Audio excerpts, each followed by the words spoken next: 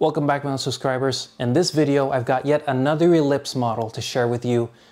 I hope you like it. This time it's in red.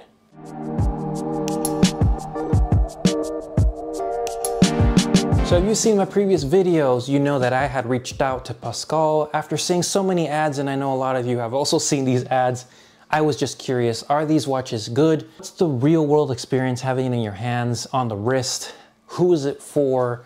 The Ellipse being such an attractive design to myself, being a vintage watch lover, I had to try that first time with that light salmon dial and the yellow PVD case. I did really like the design, and I had hoped they had made it larger for larger wrists, but this time I've got the same style, the same model family, but with a little twist, a little bit more bling, this time in red. So after seeing how well received the first video was, I'm glad it's been helpful for all of you to see if it's a watch you want to consider, if it's a brand you want to trust. Pascal was very kind to send me 2 more models to show you all. I'm just reviewing for my sake of experiencing these watches, and if I recommend them or who they would be for, that's my side of this. So what do we have this time? This time it's the oval, or as I would say, the Ellipse once again. And since I made the last video, they've added tons of new colorways with new finishes and stones, gemstones on these watches. So I think it's a very interesting proposition now that we have more options. The first ones that I had seen or had shared with you were 3 or 4, I believe. They're very straightforward, very classic. Now we're getting into a little bit more of that blingy flashiness, but it could be for some of you if you're looking for a vintage style watch as a gift or for yourself. I normally am comfortable wearing smaller watches because I love vintage sized watches, so I was particularly interested in this Ellipse style watch. As I talk through my thoughts and the specs, how it felt on the wrist, you'll be able to make up your mind if this is a watch for you or not. So let's go through the specs really quick before we get into the good stuff. This is a very different model. It's not a plain, smooth, polished bezel. We've got gemstones on this thing. So we're playing with some Daytona vibes, you know, like those very blinged out rainbow Daytona styles, but a little bit more toned down, more classic. So we've got 24 red gems. That's 2.69 carats of those red gems. We've got 2 diamonds, 0.02 carats on the dial, which is one of their signatures, having some sort of diamond in their watches or older products. We've got the measurement at 24 by 30. So this is gonna wear a lot like a vintage Cartier tank must. For those of you who have worn one, due to the oval design, it will look different because it's not a square. So just keep that in mind. It will wear similar, but it might look a little bit smaller because it's not a square. We've got a 15mm lug width. We've got a Swiss quartz Ronda 762. Swiss movement, reliable. We've got a sapphire crystal. We've got a stainless steel case with gold PVD. 30 meters water resistance. As previously reviewed, these watches, this line of watches has a guilloche finishing, multiple layer dimensions. It makes it have like a really 3D style on the dial, and it's textured. This one in particular, the center is red or burgundy, so that complements the bezel. We've got like a coin, we've got the coin edge sides, which I was a big fan of the first time I reviewed this. Adds a lot of class to the style. 7.5 millimeters thick. So it's not thin and it's not too thick. I'd say it's in the middle. I do wish it was slightly slimmer. Based on the strap that it comes with, it could fit a 5.5 inch to 8.2 inch wrist. And that's something we'll expand on the strap. This leather strap's got an alligator embossed pattern, so I'll talk a little bit about that more. So first, let's start with the strap.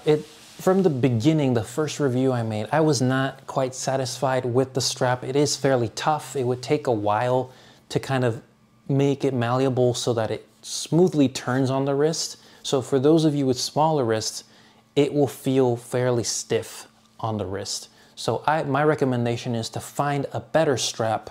And like I've said in other videos, sometimes the money doesn't go to the strap, it goes in other places of the watch head. But if this is something you're interested in, I would say look into like a burgundy leather strap like an Epson or a Saffiano, something thinner and more malleable that you can just wear right away and does not, you know, the strap is also fairly long. So if you have a small wrist, you're gonna see a big piece of leather sticking out over here. So it's better to just add your own colorway to the strap. What's your preference to personalize it? My overall impression, similar to last time, is that I really enjoy the Ellipse style watch design. It's very classic and it's vintage. Not a lot of companies are making these shapes anymore, and those that do exist are vintage and going for a lot of money. So if you're into this style, I would recommend taking a look at it, and if this isn't the colorway that fits your style, or if it's too flashy, take a look at the more classic ones. But I would say overall, it's giving me a burgundy, like a garnet vibe. So this red you would think is very bright, but I think it's pretty toned down and it's more elegant than anything. It honestly gives me more of like an old Hollywood vibe. So I could imagine a lady wearing it with like monotone or very fancy dress where the watch will stand on its own, adding the color to the outfit, that sort of thing. Now, overall, we've got good construction, good attention to detail on the case, like that coin edging, the multiple levels on the dial, the texture. I'd say it's well executed, and I'm a fan of this Ellipse style.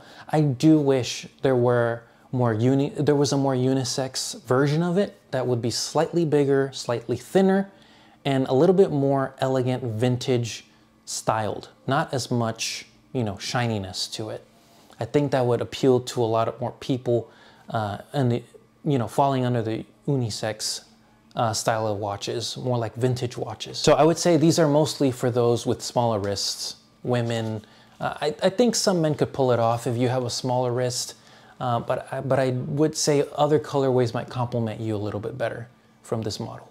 So would I recommend this one? I would say it's a good gift, and if you really love the Ellipse style and this is the size that you prefer in watches, and you don't mind the shininess or the addition of the gems, or if you're picking an option, one of those colorways with no gems, this could be for you. After you put a nicer leather strap, I think it does transform the watch. I didn't have a 15mm at hand to try on, but I can imagine putting a different strap on it and it just transforming how this watch looks. So I'd say if you're into that size and the models, any of those colors, it could be for you. For those of you who are looking for an Ellipse alternative, I would say you should keep looking or try an actually like a vintage brand like Universal Genève or other brands that have made these oval models. The thinness won't satisfy those vintage collectors. The movement won't satisfy, the styling, just there's a little bit missing there to make it quite match a vintage Universal Genève, for example. I hope you enjoyed this video. I hope this helps you decide if this is a watch for you or not. I would personally not want to wear it because it just doesn't fit my style with so much bling. The sizing, I would prefer something a little bit more traditional. But if you're giving a gift to someone and you know they're missing that fashion style piece, that fashion statement to add a little bit more boldness to an outfit, or as a gift, I think these would make great gifts for anyone. So thank you for watching. Let me know down below if this is something you would pick or if it's something they can improve on. And like I said, maybe there could be more options to appeal to more people.